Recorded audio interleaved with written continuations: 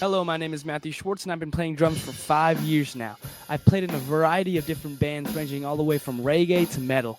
I've played in jazz bands, small combos, and big band. I've played in grunge bands, rock bands, jam bands, you name it, I've done it. And in this video, I want to talk about basic hand and foot technique, and what good basic hand and foot technique is. I think basic hand and foot technique is crucial and sets the foundation of your drumming. If you don't have the basics down, there's no way you're going to get the advanced or even intermediate techniques down. We must master the basics before we move on to the advanced stuff. So let's get into it. Alrighty, what we got here are what we call drumsticks.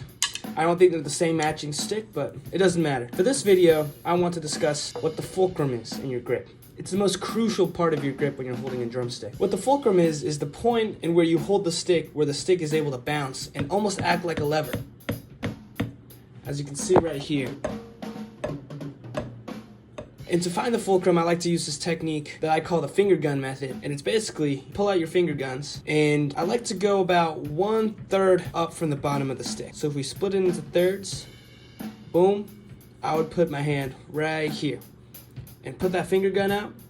And I like to put the stick right in the crease of my index finger with my thumb joining it on the other side. This would be about where your fulcrum would be. And you can test it out and see how much the stick responds to that pressure point.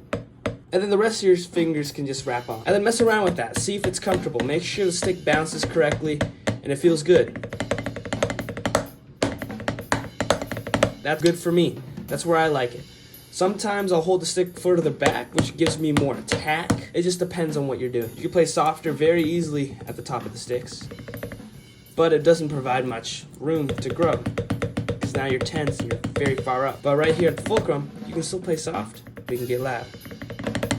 And of course you do the same with your left hand too. Now I want to go over what a full stroke looks like, a full wrist stroke. And what the wrist stroke is, it's pretty self-explanatory. It's in the name. It's just a full wrist stroke. You see my wrist bending fully, and I'm using my wrist, only my wrist. There's no arm activated, just my wrist, and the stick is bouncing up and down completely from just the flick of the wrist. And while we're hitting on the practice pad, we want to make sure we're using the most out of rebound and letting that stick bounce like a basketball. You're dribbling it within your hands and your fingers. An important thing to note when doing a full wrist stroke is to not let your fingers fall off. This is a good practice method if you want to get your fulcrum down and you just want to master that fulcrum bounce. But in terms of a good controlled wrist stroke, we want all the fingers on, guiding the stick. Not gripping it, but guiding it.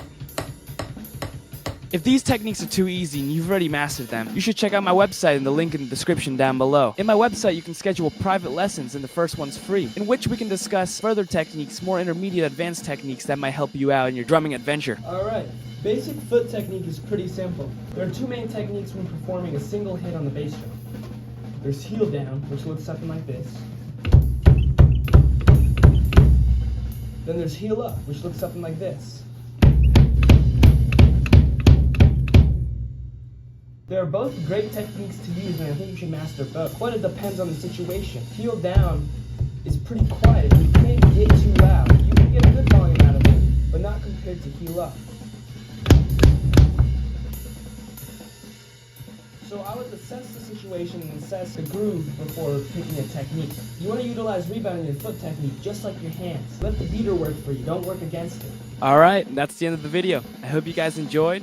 Like, comment, share, and subscribe. And follow my socials. They're in the link down in the description. But until next time, stay groovy.